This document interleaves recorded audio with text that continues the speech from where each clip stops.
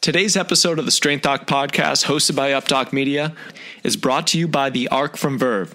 If you want to improve your posture, the Arc has you covered. Developed by a physical therapist, designed by an engineer, made in the USA, the Arc is going to improve your posture and relieve that neck and back pain once and for all. What is up, guys? Welcome to the brand new Strength Doc podcast, hosted by UpDoc Media, with me, Dr. John Rusin. I want to get one thing clear. This is not going to be your average fitness podcast, and I'm sure as hell not your run-of-the-mill strength coach. What's going on, guys? Dr. John Rusin back with the Strength Doc podcast, hosted by UpDoc Media. Today we have Dr. Joel Seedman with us, who is a PhD researcher out of the University of Georgia, who has an impressively diverse skill set, not only as a coach, but as an academic. His dissertation is really centered around post-activation potentiation for musculature and strength and power, but also some of his work in eccentric isometrics and also looking into barefoot training had me captivated reading his articles over on T-Nation.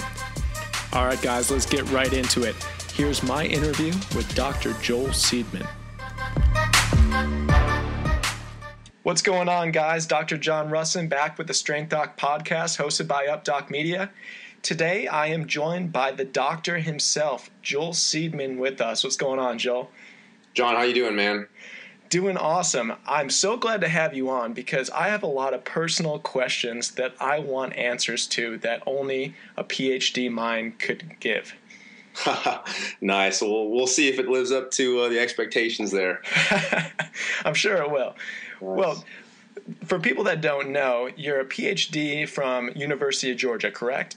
Yes, exactly. Now, what brought you into training and performance from that academic world originally? Yeah, well, actually, the performance thing was more how I came into it, even from when I did my undergrad and when I did my master's. I always knew I wanted to do more of a hands-on approach, and then I just wanted to learn more and gain more knowledge so that I could apply it to my clients and to my athletes. And then that, kind of one door led to another and one opportunity led to another. And, I had the opportunity to pursue a PhD, and it was tough to kind of pass up. And it was at a good school. They had a very good kinesiology department. I knew it was going to be a good fit, and kind of went from there. And it took me about 4.5 years. If I would have known at the time that I was going to do more than 10 years of schooling to complete everything, I think I would have thought twice. But, you took it a year at a time, and it was good. It was awesome. Yeah, and I definitely think those Bulldogs saw something in you, and they're like, man, we got to get this guy on our PhD program. He's the future. Nice.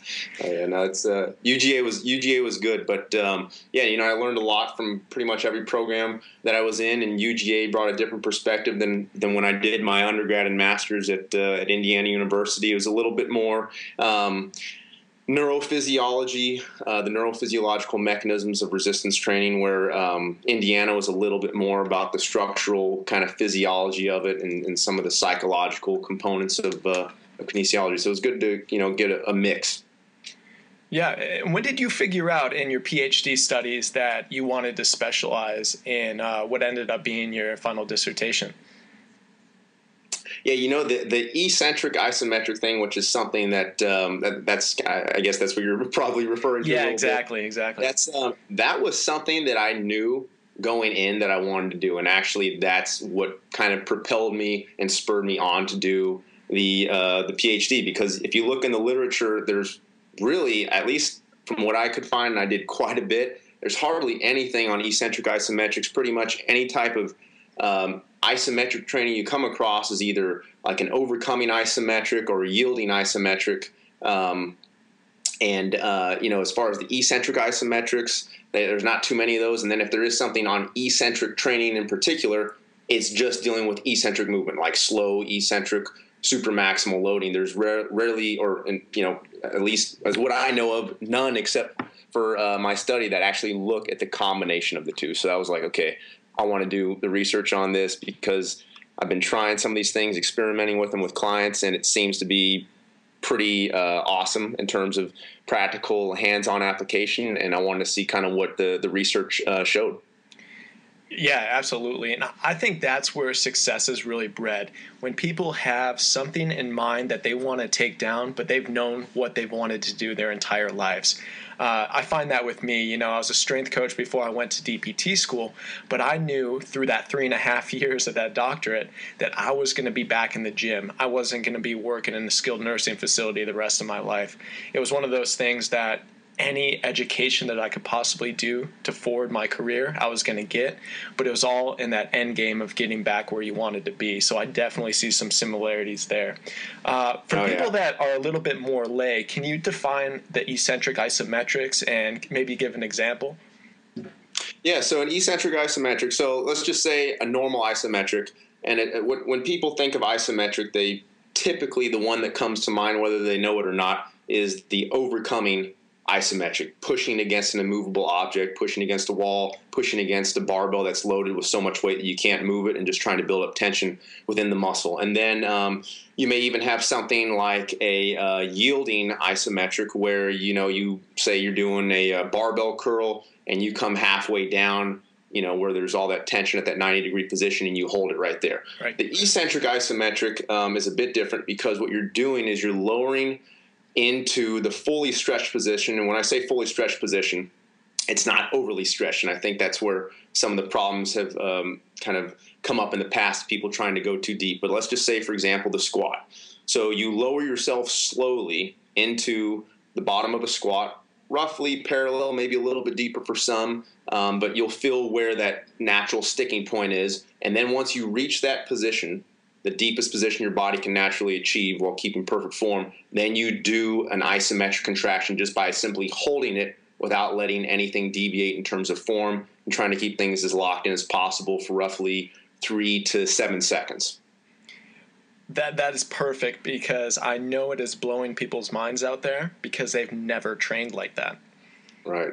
Yeah, no, it's you'll hear about sometimes people saying, oh, hey, I did pause squats or I did pause bench. But the difference is when you do a pause bench, often what you'll see is, okay, we'll go down normal speed and we'll just let it, touch the chest or sit on the chest for a second, and then we'll drive it up. So basically what they're doing is taking the momentum out of it, but it's really not an eccentric isometric. Same thing on the squat. They'll go down at a normal speed. They'll hold it for a second to just take out the momentum so that they're not using the elasticity of their muscles to drive the weight up, and they'll say, okay, I did a pause squat. But again, that's different because we're really exaggerating that eccentric lengthening, and then we're holding it for at least several seconds to really reinforce that position into the central nervous system.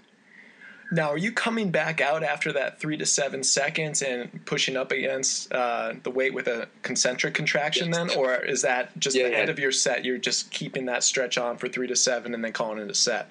Yeah, great question. I sometimes forget about the concentric portion because I get so caught up in the eccentric, and the concentric is just as important. And in fact, when you do a proper eccentric isometric, it actually potentiates your nervous system. And with that said, you can actually achieve a very explosive and powerful concentric contraction. So you actually want to take advantage of that and really achieve, like I said, a powerful concentric movement and really fire up the muscles as powerfully as you can while still staying in control. Oh, yeah, for sure. And I've used both of those techniques in my training and the training of my clients with really great success. But early on in my career, I think instinctively I was just going to, like you said, taking away the momentum of the movement just to make sure that your form and your technique was pristine and you could really get that explosive component back into that eccentric. Right. But, even in the last 18 months or so, I've seen that, reading your research and also some of the content that you've been throwing out there, that those eccentrics and then also getting that 3 to 7 seconds makes a huge difference when you're looking at not only hypertrophy but also mobility training. Exactly. That's one of the things that I guess gave me a little bit of initiative to look at it, is because it was like, all right, we have these different forms of training, but is there one that can kind of target different aspects of performance, from mobility to strength to hypertrophy to muscle function and even to different aspects of symmetrical loading? So one of the things that I did with my research was I wanted to see, okay, how do eccentric isometrics affect performance just from an acute standpoint? And one of the things that we found is that it improved symmetrical loading and it improved stability. Now, we didn't look at mobility. That's the one thing I was going to be, kind of testing the functional movement screen. And as I look back, I wish I would have done that. But with the eccentric isometrics, one of the reasons why you go down slow and why you hold that position is because you're trying to get all this feedback and sensory information from your muscles, because they do give you a lot of information, the muscles, and people don't realize that. So when you go slow, you can use that and you can fine-tune your body's position. So as you're going down to a squat and you're doing it slowly, you can feel if there's deviations in form or if there's movement deficiencies or if something's caving in or if you're favoring one side. If you go slow like that, you can tune into it and make the necessary adjustments. And then, like I said, you hold it at the bottom to reinforce that improved technique. Man, you nailed it too. The slower, the more controlled that you move, you can really tap into that mind-muscle connection. Exactly. On drjohnrusin.com a couple months back, I had a guest post that was absolutely kick-ass from Ian Padrone, a young strength coach in Seattle, and he spoke to that mind-muscle connection. And that article got a lot of mixed review because many people said that, hey, that doesn't exist. You can't potentiate force with a mind-muscle connection. But just from what I've seen as a coach and as a practitioner, I think that's false. I think you can absolutely tap into it, both physiologically but also mentally as well. What are your thoughts on that? Yeah, no, I totally agree. I think, there's that aspect, and this is one reason why I didn't want to stay in academia, because I do see some faults in it, especially with some of the research. You have a research study that comes out, and like you said, it may say, well, you can't, do anything with the muscle-mind connection. There's no such thing as, being able to potentiate your nervous system by doing that. But then you have real-world experience and hands-on application and great strength coaches like yourself saying, well, hey, I've been doing it for a while and it seems to be getting results. So what's the difference here? But, so in reality, I'm more inclined to listen to somebody like you or somebody who's got the hands-on experience. And it's great to have the research to back it up. But if the research contradicts what the practical application is saying, I'm probably more inclined to go on the practical application side of things, as long as it's, not just an isolated incident of one strength coach saying it, and as long as they have a reputable, reputation like you do. So it's, but yeah, no, I think that muscle-mind connection is huge. Being able to create those neural connections with the appropriate muscles, because in the end, you got to make sure you're targeting the muscles that you're intending to hit. And if you're not, and if you're putting the stress on other muscles or on your tendons or ligaments or joints, you're obviously not doing what you want to. So. Yeah, and the research is hard to get through too. Sometimes you have both sides of outliers. You have the guys that don't care what the practical application is. It's all by the peer-reviewed research. And then you have the other side of just meatheads going nuts and just staking claim to what they're doing in the gym, even though it might be wrong for 99% of the people. And that's one of the biggest disconnects that I see in the fitness industry, but also in the health and wellness industries, is that sometimes the best practices out there, so the really innovative minds, the strength coaches that are getting results, the therapists that are doing magic hands in the clinic, they're not necessarily doing the things that are backed by science yet. Usually it takes, 5-10 years to come out with a body of research that actually shows, yes, these methods are actually producing results and the efficacy is great.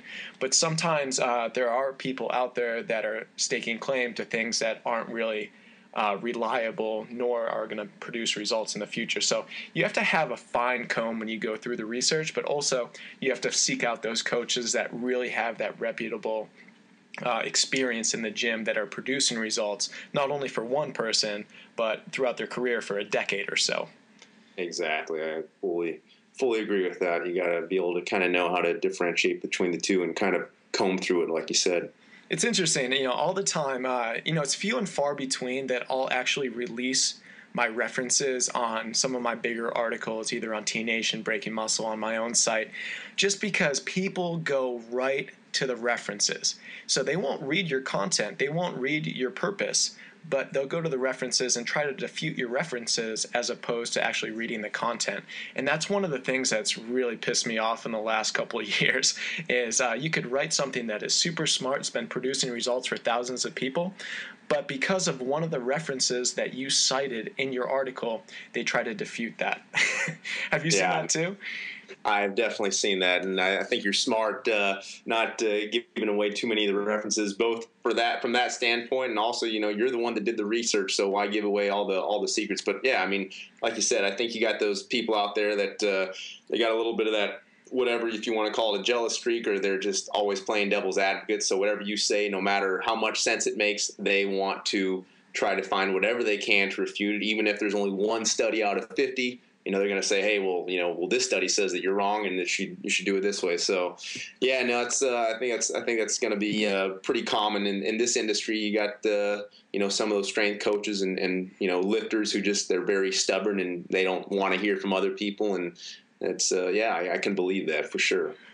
After going about 10 straight articles on T Nation without releasing any references, finally I broke down. My last article was on the 4 most commonly injured sites for lifters, and it really took a lot of background work on my end just to try to take down every single research study that has shown all demographics of lifters and where people are getting hurt. And I think we cited like 13, 14 references. It wasn't even all of them. It was just all the notable ones. And I remember just getting email after email a couple weeks ago, people asking about the references and not my article. And I couldn't believe it. I was like, man, this is the last time I do this. I'm glad to hear this, Steve, because I've actually been debating about the whole reference thing as well with some of my future articles. You just nipped that in the bud right there. Dilemma solved on that end. Every once in a while, so we'll throw out some articles on drjohnrusin.com, and people like yourself that are truly academics, have the PhD behind their name. I respect when somebody like yourself or a PhD cites references. But, if you're just a run-of-the-mill personal trainer that's trained, 6 people in their career, PubMed doesn't do much for me. Your opinion on what matters in the research doesn't do much for me looking at the efficacy of what you're coming out with in your content. So I think there's a time and a place for references, but also just coming down to the fact that you need to be producing results no matter who writes the articles, who writes the programs, or what kind of background research you're doing with it. Yeah, no, I agree. And this is one thing I saw in academia and research is that a lot of studies are pretty poorly done, and it's kind of amazing to see what people can get away with. And fortunately, now that I look back at it, my committee members were extremely anal about certain things, and they made sure they were, and it drove me nuts at the time. But now looking back, like I said, in retrospect, I'm glad they did that because there's just so many studies out there. And I think that's where you get some of these conflicting opinions and this conflicting information is, you have research studies that are improperly designed, or they have biases involved, and the researcher wants to prove one thing, and there's not enough outside researchers looking in to make sure that the legitimacy of the study is there. And so there's all these different reasons, but I'm sure you see them. Oh yeah. And it gets me even more because both my parents were actually university professors throwing out research. So this is very ironic that I go down this path not citing research studies in my articles because they spent their entire lives, in academia, which is super crazy. And I don't think a lot of people realize that. But well, tell your parents to maybe skip this podcast if they listen to them. No, I'm just kidding. Oh, yeah. I think they would agree, though. I think they would agree. Oh, yeah. No, I want to jump back and ask you a little bit more about the eccentric isometrics and more pertaining to mobility and recovery, because I know using those techniques can definitely enhance those things, and I've been using them with great success, but I want to hear from the horse's mouth, the guy that actually did his dissertation on this.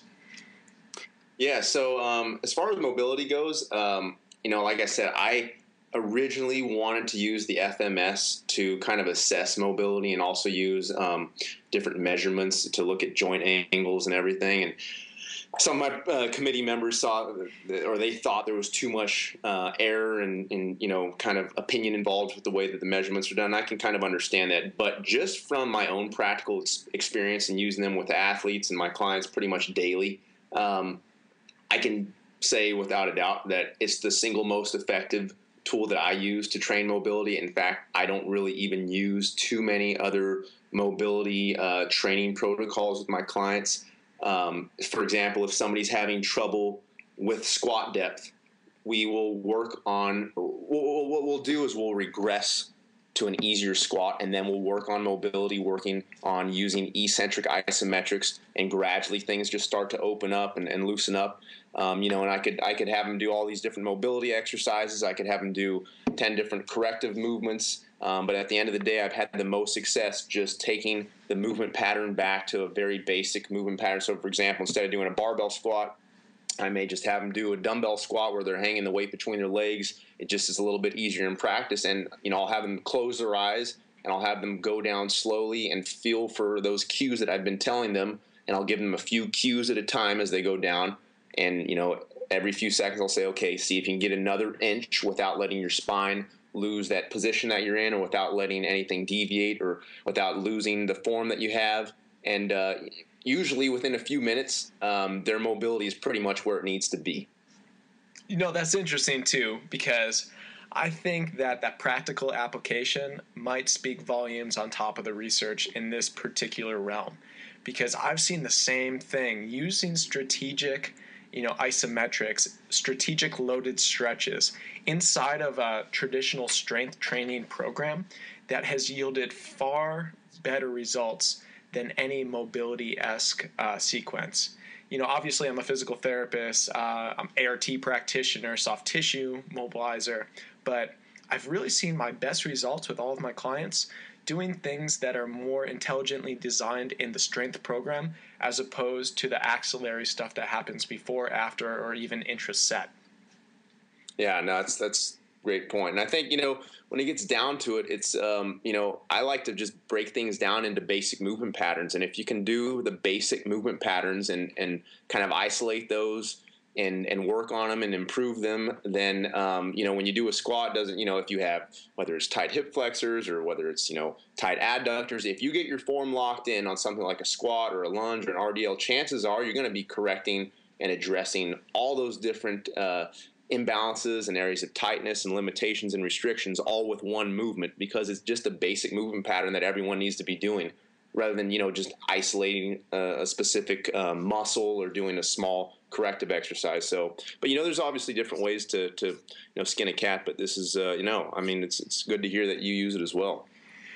Yeah, and it's stuff that's not sexy, so people aren't like captivated by, oh my God, let's do a loaded stretch for 10 seconds at an end of a set. They think it's too simple to work until it actually produces results for them. Right. It's one of those things that I think a lot of people have to experience and almost be force-fed some of these things, because there's training and then there's physiotherapy and corrective exercise. And I think it's two different things right now. And in all actuality, the best coaches, the best therapists in the world, they're doing both of those things seamlessly, and people don't know what the hell's hitting them. They're just going into training and they're getting optimal results, but they're getting both of those niches into one. Oh, yeah. No, I totally agree. It's being able to kind of combine the different methods rather than just throwing out certain ones or saying, oh, this one's no good, or, we're just going to do this way, but being able to combine them in a strategic fashion, which I know that's what you do, and that's why you've been able to take the fitness industry by storm these last, 12, 18 months, whatever it's been since you've kind of become mainstream in this industry. It's and I think that's why you've taken off and been so successful, because you know how to use these different methods and strategically place them together and combine them to get results. And I think that's huge. Well, that's one of the biggest things, is if you can take something from every different demographic of fitness, in my opinion, if you can take the best from bodybuilding, the best from powerlifting, the best from athletic performance, the best from physical therapy, the best from yoga, and kind of combine them and synergize them, you can create a special program that is not only great on paper, but can be great for the custom individual as well.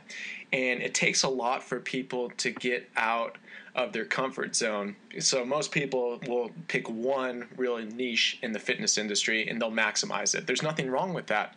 But I think some of the best coaches are able to live each niche, year by year, going from powerlifting to bodybuilding to physical therapy, and ultimately get that experience where they can create something truly special in their program design, but also the way that they coach that program.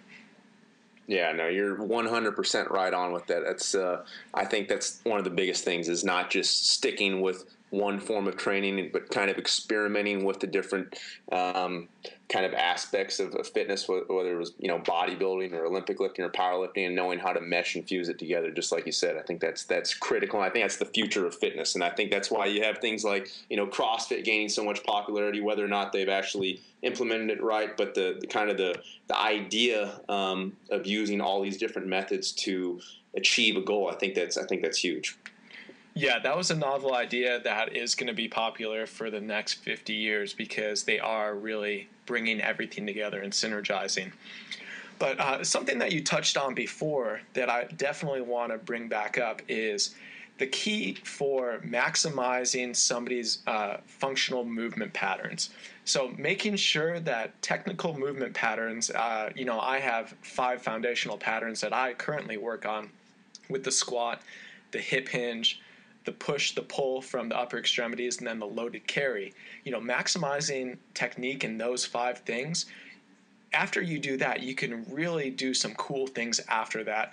But if you have faulty mechanics in those top 5 movement patterns, there's not a whole lot you can do. And I think that's why the popularity of like these kind of BS mobility drills and, the 35-minute dynamic warm-up have gained popularity in our industry, is because people don't truly know how to move through the movement patterns that are important, and they want to make it up somewhere else, whether that be, an hour and 50-minute mobility drill after your lift or anything like that. Yeah, no, I think exactly. And like you said, you got to nail and work on those basic movement patterns. Then if you still have some deficiencies, then use, a few of those corrective movements, or, maybe do some soft tissue work. But doing the reverse and just, hey, we got some movement issues here. Well, let's just do all these corrective movements, and we'll worry about the, general movement patterns and those basic foundational movements later after we've corrected all that. They're going to be sitting there for a year or two and still without very measurable results until they really start hitting those movement patterns. And like I said, then you can start working in some of those other soft tissue modalities and then, the other correctives. But like you said, you got those movement patterns and you got to nail it. But the other thing I wanted to say was that the eccentric isometrics and nailing the movement patterns, I think one reason why people try and find different ways around it is because doing eccentric isometrics and doing the movement patterns correctly, it requires a lot of cognitive focus and mental engagement.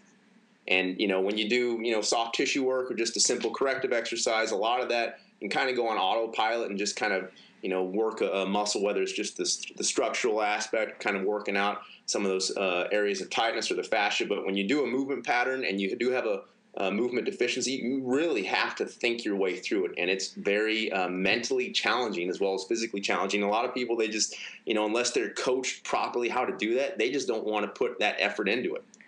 Yeah, it's the autopilot mode that I see in my office and my gym every single day. It's, they've been in physical therapy before, and, oh, yeah, I've done that movement before, that corrective exercise. Oh, you have? Okay, let's do it, and I'm going to coach you up on this, and I'm going to spend 20 minutes making sure this one corrective movement is proper. And all of a sudden, their heart rate's at 165. They have sweat coming down their face, and they don't know what hit them, because they're actually executing it in the proper way. And it, like you said, it's that connection between your neurological system, but also concentrating on what you're doing and not just going through the motions. Nothing was ever perfected going through the motions on anything, whether it be fitness or anything else in life. And I think just that concentration factor, whether you're squatting with 500 pounds on your back or you're doing a sideline arm sweep, for your thoracic spine, it has to be there. And that's part of the special thing about training is you have to have that concentration. I think it really forges that, because in order to get results, you have to be on game every single second. Exactly. That's well put. I just had a power lifter I worked with the other day. It was his first session with me, and he was telling me his different numbers and telling me, hey, I got some hip and knee pain, and he says, but I got a pretty good squat. So, I was like, okay, well, let's check it out. Well, he definitely had some issues with the squat pattern, and we just took it down to body weight, and then eventually a 45-pound dumbbell just hanging between his legs, and he was dying, and he was smoked with just 2 sets of 4 repetitions doing the eccentric isometrics like we talked about, and not only did it clear up a lot of those issues, but he was pretty much incapacitated for a few days.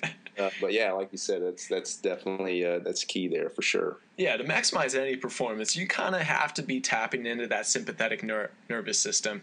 You can't just be kind of chilling down at a heart rate of 60 and your blood pressure down. You have to be challenged to the point where you have to adapt.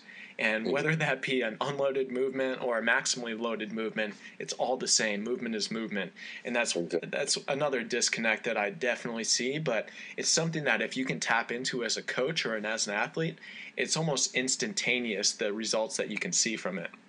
Exactly. And kind of going hand in hand with that, it kind of reminded me, you mentioned about, with me on autopilot and just not really cognitively being engaged with the movement, which so many people do. When I did my research study, we found that one of the groups, they just were allowed to do the movement patterns on their own without doing eccentric isometrics and just kind of do however they felt like, they normally did it.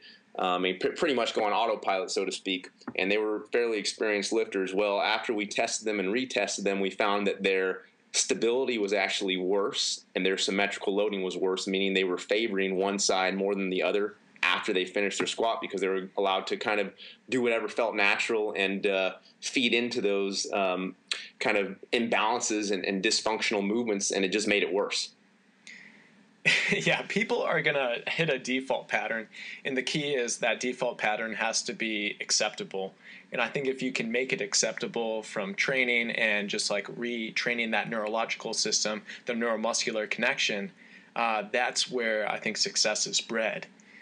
But Exactly. Switching gears a little bit here, you wrote another notable article back on T-Nation, I think about a year ago, on barefoot training. And I was saying to you before we got on air here that it was one of the smartest articles that I've ever read on barefoot training, and that it probably went over the head of 99% of people in just the depth you were able to gain from it.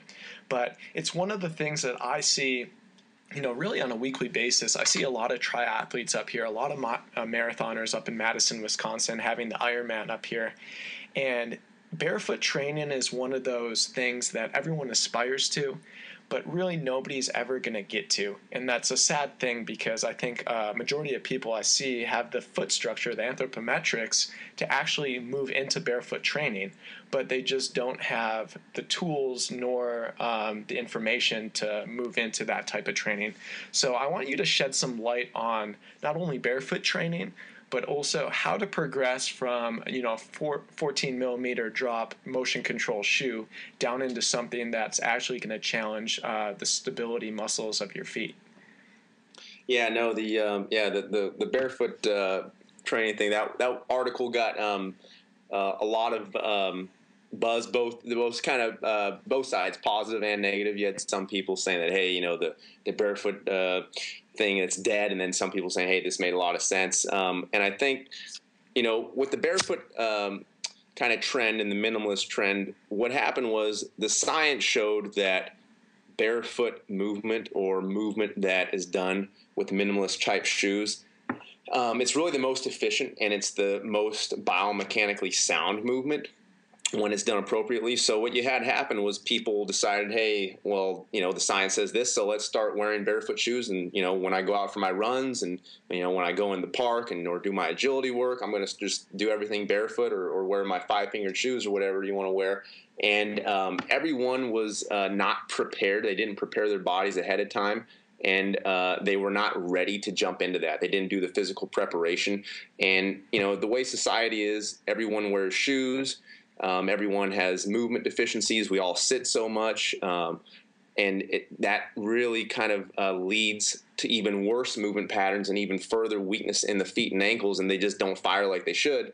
And you throw somebody into a situation where they're running several miles a day, a few times a week, on cement with barefoot shoes, well, it's just a disaster waiting to happen. Yeah. So, and I'm sure you've seen that, especially with, all your clients with physical therapy. But, I think for me, it's just really when I get a new client or a new athlete, one of the first things I do is assess their feet and ankles and just see whether or not they're firing. And honestly, you can pretty much tell right away as soon as they take off their shoes or their socks. It's pretty obvious if they have that, pronation, or if their toes are crammed together, or if they don't know how to, get that good 3 points of contact. So I'll just start them off with basic, activation exercises, simple single leg stand. And if they can do that, we'll do it with their eyes closed. And if they can do that, we'll do it on a softer surface like turf. And if they can do that, then we'll throw in some partner perturbations and just kind of manually tapping them while they're holding that. But I don't, it doesn't have to be that complex or complicated. They just have to start activating the feet and ankles and just waking up those muscles that have been pretty much dormant since they started wearing shoes when they were probably 1 year old. So, yeah, I'll take you back. 2011, 2012. I was in a practice out in San Diego, orthopedic physical therapy. We saw a lot of professional athletes, sports performance clients. And I remember there was a sale at the major running shoe store locally, and all the Vibram 5 fingers were like 50% off, right? And I remember like the 2 months after that sale went, I even went out and bought a pair of those. I was like, all right, cool, 50% off, whatever. I saw so many clients coming in on Monday morning with these traumatic injuries of their lower legs like I've never seen, and I just couldn't put two and two together for a long time. So I was seeing people come in, experienced runners coming in with, flexor digitorum longus just like nearly torn to shreds, dorsiflexion just gone, ankles the size of elephants. I'm like, what the hell is going on? So they were going, these were marathon runners, and they were going from a motion control shoe right down to a 5 finger and going and running a 19 miler the next day. And that's just not how it's designed to be. Like you alluded to, our culture in our society wants it yesterday. They want results now. They want to make change now. And there's not a whole lot that are patient and able to actually do the work that it takes to move into something like going from a 14 millimeter drop to a 6 millimeter drop, let alone a 0. So exactly. We were busy as hell those couple months, but these were some brutal injuries that I was seeing. Some of them didn't get back to running from even my care, which is hard to believe, and it was tough to stomach, but. Yeah. I remember just being like, "Damn you, Vibram!" Yeah, no, and that's the funny thing. 5-6 years ago, even really up, I would say until about 2 or 3 years ago, you'd see a lot of people wearing Vibram 5-finger shoes and all these different minimalist shoes, and it was kind of the trendy thing almost. Even though they're kind of hideous to look at, some of them, it was starting to become fairly popular. In gyms, you'd see them, people running, and now you rarely see it. And it's like I said, I think it's one of those things where it's like people tried it and they said, hey, it didn't work so much for that. Well, let's just go back to normal shoes, or even worse, they'd come out, with the maximalist shoes, which it blows my mind how the fitness industry could go from one extreme to the other, especially when they almost had it right with the minimalist shoes. So it's kind of funny. Yeah, I go back to one of my most devoted clients up here in Madison. She's an Ironman athlete, unbelievable competitor, and she's in this motion control shoe the first time she sees me. She's at 12 millimeters, and this thing is stiff as a rock, and she's competing at a pretty high level. And as soon as we go out to do some gross movement, as soon as we re-educate the hip hinge and re-educate the squat pattern, it didn't feel good anymore for her to be in those 12 millimeter shoes. As soon as she went barefoot, all of a sudden everything just linked up neuromuscularly, and she was able to root into the ground better. She was able to have better knee tracking over her 5th digit, things along those lines. And that really shows that that's where you need to be. If you're able to perform gross movement patterns better in bare feet than you are in your running shoes, you might rethink the running shoe that you're using when you're going to go in your Ironman. Yeah, no, exactly. I mean, I think people forget that activation starts with the feet and the toes and the ankles. That's where you have your points of contact from. And really, you got all these muscles and muscle spindles and sensory connections down there. And if you get good innervation, it sends signaling all the way up the kinetic chain, even as high up as, the shoulders and cervical spine area. But if you're losing those connections, it's having a negative impact all the way up, and you're not getting the same type of activation or movement efficiency you would get. So, yeah, I mean, that's huge. Being able to activate the feet and ankles, that's probably one of the first things that I look at now with my athletes and clients. And surprisingly, just about everyone that I see before they start training has movement deficiencies and muscle deficiencies in their feet and ankles.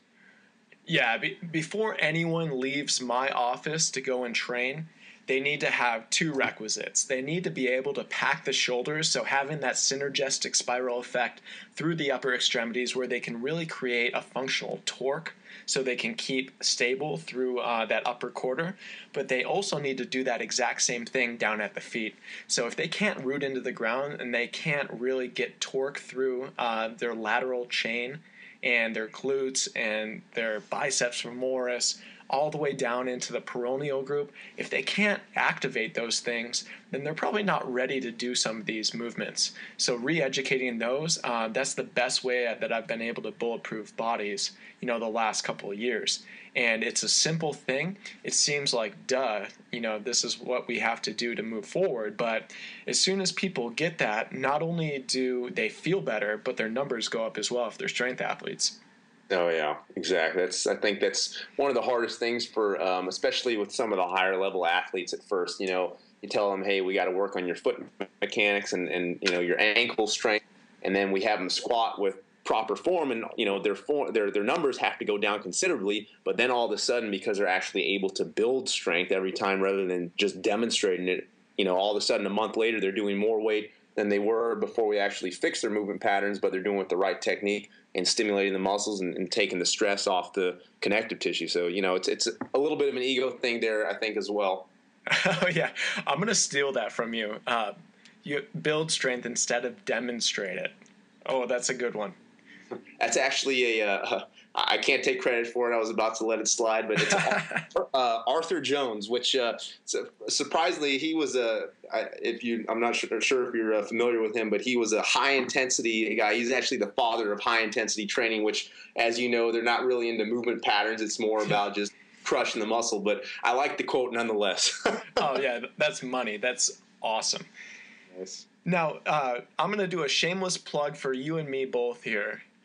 We worked on a project together a couple months back, and you were writing an article for Men's Fitness, and the topic of the article was post-activation potentiation. I threw a little bit in there with the quotes and that, but give everybody a little bit of sneak peek, because I think this podcast is going to be coming out just about time that Men's Fitness article is going to hit the newsstand. Yeah, I think it should be coming out in the, I believe, the October issue. But, you gave me some awesome quotes for that. And the whole idea of post-activation potentiation, which really all that is, it just means that you do some type of intense muscular contraction, usually some type of voluntary muscular contraction with some form of intense physical activity, and preceding contractions basically are more powerful afterwards because you've hyperactivated your nervous system, and you've woken up some of those high threshold motor units that you normally wouldn't have been able to get to. So that's one of the things that I talk about in the article, some of the quotes that I got from you, basically how to use that technique in terms of, maybe doing some type of heavy movement before you do some type of explosive movement, and how that heavy movement can wake up your nervous system and actually cause you to move faster or jump higher. And up until, a few years ago, everyone used to think, hey, heavy strength training will slow you down. Well, actually, the research is showing the exact opposite with this potentiation training, showing that those heavy sets, as long as they're done properly and with the right form and appropriate movement patterns, that's really what causes your body to kind of dig deep into those survival fibers and wake them up for the subsequent explosive movements, whatever it's going to be. So that's one of the things that I go over in the article, and your quotes pretty much back up just about everything in there, and it's your quotes were perfect for that, and I think the audience is going to find that pretty useful, both from a practical application as well as some cool scientific stuff. So yeah, it should be out in October. Oh, right on. And, from your research reviews, you have that 3-part series up on your website, which we'll link to. But, just from that, I remember reading that about a year ago, and I took 2 different things from that. You can maximally load at higher intensities by using quick, explosive motions beforehand, so really just priming the neuromuscular system, but then secondly, you can also supramaximal load a set really to get more explosive after. And, from my experience as a coach, I've really just tried to do both of those in the same ramp-up scheme. I don't know if this is scientifically right, like we were talking about, but I've seen amazing results from it. And I wrote an article about a year back on T-Nation about the most intelligent way to warm up. Obviously, that wasn't my title, but nonetheless, it was about just using a periodized program in your ramp-up scheme. So going from having an inverse relationship from the amount of reps that you're using in your ramp-up sets to the amount of weight that you're using. So as your weights go up, your reps go down, and you actually hit a single that's going to be a supramaximal load of your actual working weights. And I remember thinking when I wrote that article that, everyone already does this. I can't believe I'm writing this and actually getting paid to write this article. And after a bunch of people read it, and, the thing pretty much went viral, I was like, damn, I guess people don't warm up like this. Yeah. And, it goes back to that bro science, just kind of throwing a couple plates on, throwing a couple more plates on, just getting the groove going. I think a lot of people are doing that, and they're actually hindering their performances, not only in strength, but also in power movements.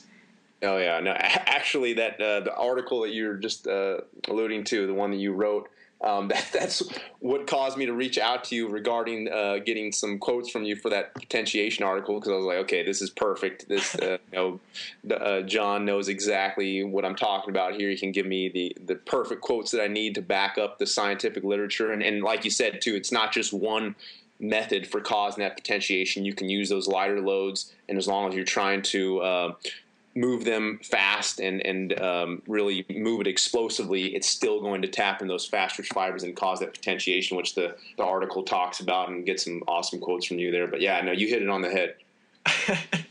It was one of those things that it was almost too stupid to write, but I'm glad I wrote it. And looking back at it, it's now that if I coach a client and then we use a different ramp-up scheme than the one that was written in that article, they're like, oh, hold on a second, wait, you wrote this in T-Nation last year, why aren't we doing this? And in all actuality, a ramp-up scheme can be just as unique as any strength or power scheme. So there's definitely a lot of ways that you can go from a programming standpoint just to get the maximal performance when you do get to your working sets. Exactly. That's for sure. And again, that's why I reached out to you regarding that. And it's, I think the more intelligent strength coaches and those that have looked at the research and understand the science, they know how to apply that, but it doesn't seem like there's too many of them out there that actually do it. So it's good to kind of point out what we think is the obvious sometimes, because for some it's not so obvious. For sure. One last question for you. You've done a lot with overhead pressing in your career, and you have expertise over shoulder health and how overhead pressing affects that health. So what are your recommendations for, the 99%ers out there, the people that aren't professional athletes, aren't going to be in the CrossFit Games, but are just looking for general health and maybe looking a little bit better naked? Yeah, definitely. Well, the overhead press, it's one that you kind of get a different slew of opinions in terms of how to perform it. And if I just had to kind of pinpoint one thing that holds people back from a proper overhead press, it's that T-spine mobility. Oh, yeah. Being able to get their thoracic spine in the proper position and being able to extend that top third of their upper torso slightly back without letting their low back and lumbar spine excessively arch, and still being able to maintain that good tight core and those transverse abs and being able to suck your stomach in. So just being able to kind of tilt that top third of their upper torso back as they're approaching the bottom position. And one technique I really like to use with that, and it's simple. You don't even have to show it. I can just talk about it.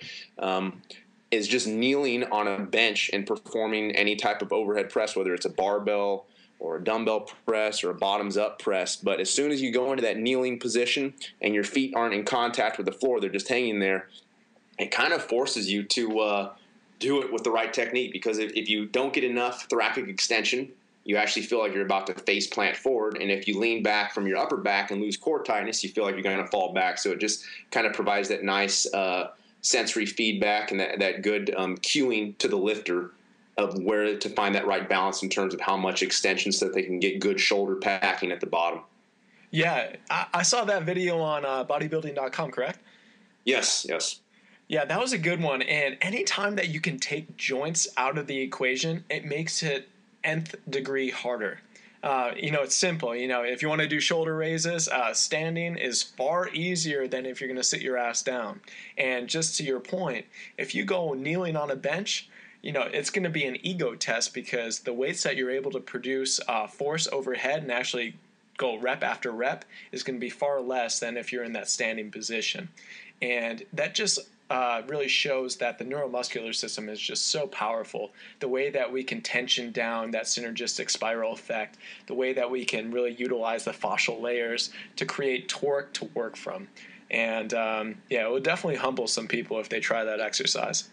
Yeah, and I guess the other key kind of hints and tips I give someone if they're having issues with their shoulders is check out your articles, Dr. John Rusin's, because you go into some pretty in-depth stuff on the shoulders and the centration of the shoulder joint, and it's awesome. So you get pretty in-depth on that. So the cue and tip I gave was kind of a simple, sort of a quick fix. Yours is like, man, we can really get to the root of the issue here and problem solve like none other for the shoulder. So that would be my recommendation for the listening audience out there. I would have to second that recommendation, obviously. Nice. Now, Joel, where can we find more about you, your websites, your social media, that kind of stuff? Yeah, just go to advancedhumanperformance.com. That's my website, and pretty much everything's on there. I got a YouTube channel. My Facebook is just Joel Seedman, and LinkedIn. Right now, I'm working on getting a Twitter thing going. My social media thing is going a little slower. I've never been social media thing. I know you got that up and running like crazy, so it's something that I definitely got to kind of get going a bit more. But I don't understand actually how you're able to do as much as you do with all the content you're able to put out there. It's I'm barely able to do half of it, and you're going light years ahead. You're really kind of blowing it out of the water. So it's a good motivation for me. But yeah, advancedhumanperformance.com is the website. All right, perfect. And what's next for you? What's the next thing on the docket that's coming out, or things that you're doing in your gym? What's next? Yeah, we talked about the research, and just to kind of take that back a second, my goal is to actually, I'm in the process, preliminary process of working on a book, but it's going to be probably another 6 months to a year. I'm taking a lot of the research that I did and just some of the experience that I've had over the years, and just trying to compile it into a larger book. I may split it up a little bit, but that's something that I'm working on and trying to get that done. So it's a little bit of a slower process, because trying to get the articles, trying to train clients, trying to keep up with everything. But so a book, that's something that I'm working on, and hopefully that'll happen sooner than later. As far as finishing it, I'm kind of in the middle of it. So. Oh, I know that's a process, but I'll be the first one to buy a copy, because everything that you're coming out with is definitely something I need to be up with for my training personally, and also my clients' training. So I'm excited to hear that. It's definitely a different take on putting out content or research. It's moving into that different sector, but it'll be definitely something cool to go down and do. What an interview it was with Dr. Joel Seedman. Thank you so much, Joel, and I know you guys got a bunch out of this interview. Like Joel said, visit his website, But also visit both of our pages over on T Nation to look at any articles that we've written in the past and also some future articles that we have in the plans. For more on post-activation potentiation, be sure to get over to Joel's website where he has that 3-part series where he does a legit literature review, really showing everything that you can use, not only in the gym, but with the programming of your clients. Until next time, this is Dr. John Rusin with Strength Doc Podcast, hosted by UpDoc Media.